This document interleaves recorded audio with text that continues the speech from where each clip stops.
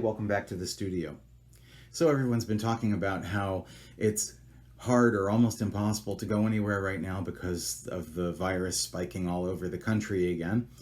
But I thought maybe what we would do is take a musical journey together. We're going to go to France, late 17th and early 18th century France. So we're going to visit musicians at the courts of Louis XIV and Louis XV.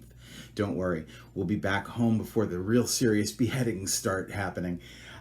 So we have a lot of music for you today. Let's get right to it. The very first piece that we're going to play is a beautiful piece called Sonnerie de Saint-Geneviève du Mont de Paris. It's a very long title. Basically, it's the Bells of Saint Genevieve, and it's by a composer named Marin Marais. Marais was the greatest gamba player of his day.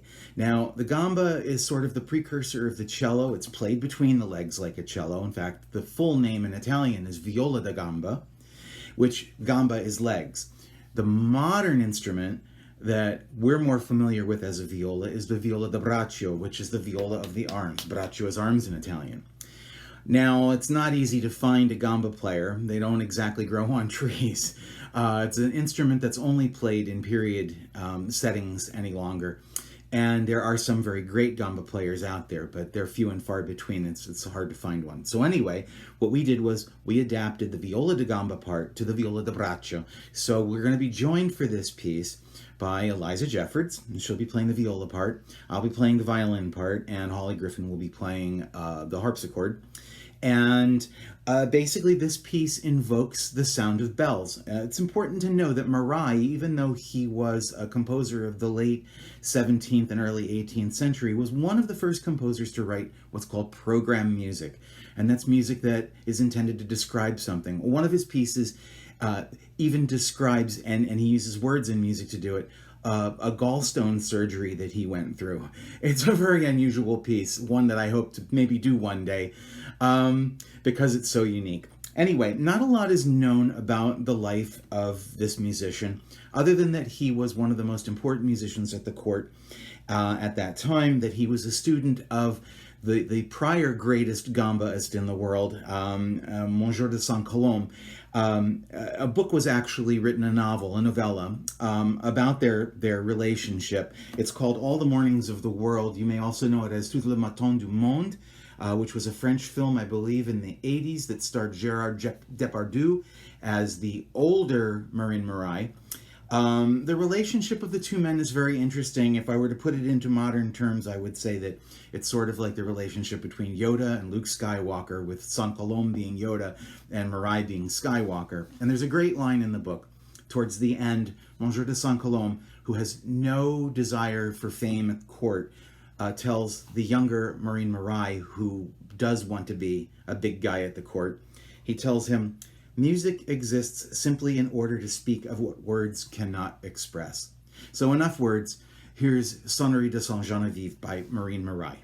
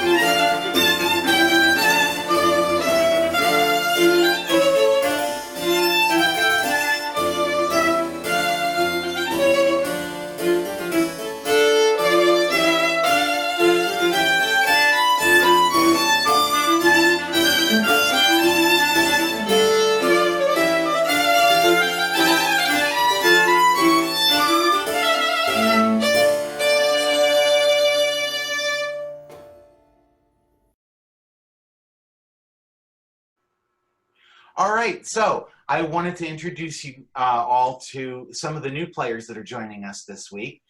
We have Liz Lee, who's going to be joining us on cello, Jennifer Berg on oboe, and Rita Leinard on flute. And we're really happy to have you guys joining us on this project. We're really going big this time. We're going to talk right now about the Couperin piece that we're all going to do together, which will also include players that the folks at home have already met: Vangel Tangerov and Jonathan Castillo, and Laura Scalzo and Eliza Jeffords and myself. And so this piece by Couperin is originally a work for harpsichord, and he had this particular kind of style that people said was like the lute style of writing. Have you ever, it's called Les Barricades Mystérieuses, or the Mysterious Barricades. Have you all ever heard the piece before this, or heard about it?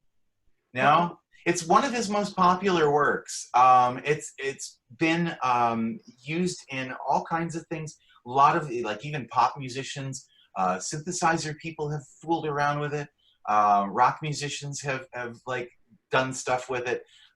Pianists play it. It's a really beautiful piece, and it kind of is funny. It has kind of a almost like a pop song hooky kind of vibe to it, because it's really all about chord progressions. And but it's also in a rondo form. Any of my music professors here want to talk very quickly about what a rondo is?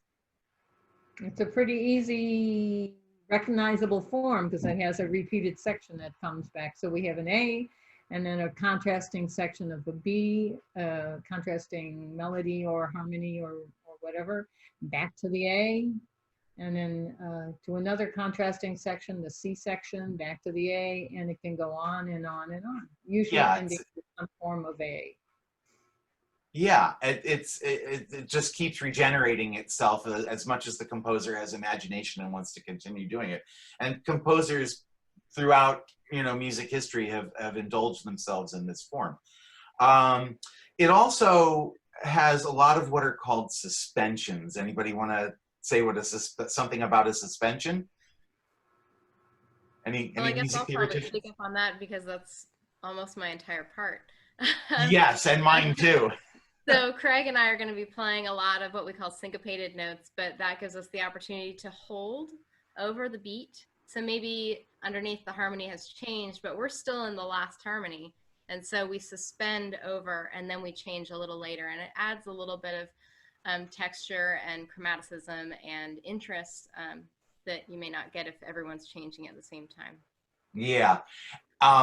So the interesting thing about the title of this piece, The Mysterious Barricades, is that nobody really knows what it means. He never really explained it. He just slapped this cool title on it.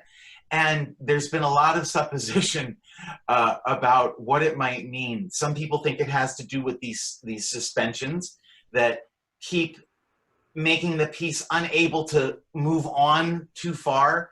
Other people think that that it had something to do with the barriers between life and death. They get very philosophical about it. But one of the most interesting theories is that he might have been making a euphemistic reference to chastity belts.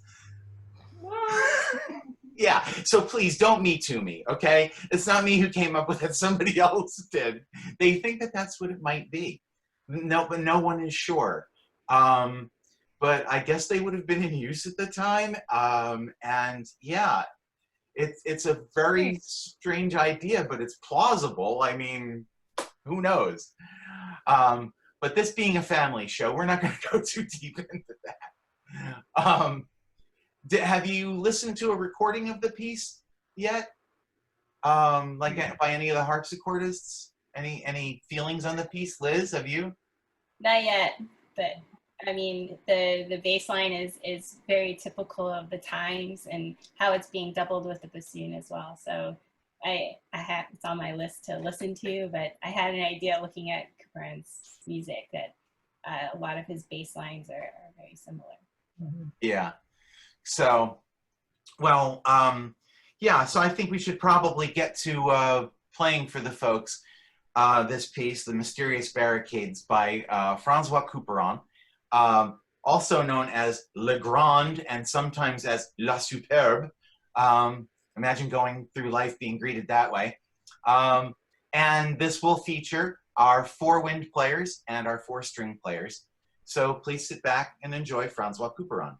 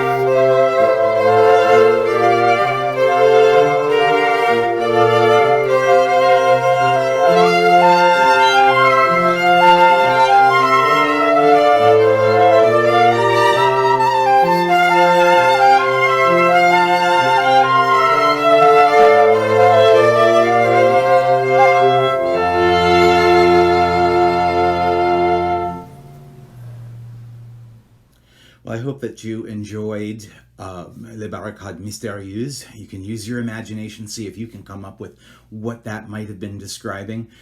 Fortunately, we'll never know for sure because Couperin took that secret to the grave. Now we're going to turn to the greatest French violin virtuoso of the age. This would be Jean-Marie Leclerc. He was known as Jean-Marie Leclerc the Older because he had a younger brother also named Jean-Marie Leclerc, known as the Younger.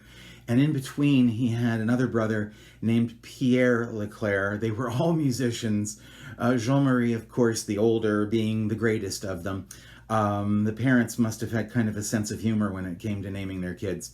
Anyway, Jean-Marie was a very important composer to violinists, especially because he advanced the technique of violin playing into the virtuoso realm with the use of double stops and other bowing techniques, and that later will help propel the violin technique toward the Italian Paganini, who takes it to the great beyond. And so anyway, this is a beautiful little duet for 2 violins, and I'll be joined on this duet. It has 3 movements by our friend Laura Scalzo. I hope you enjoy it. Here we go.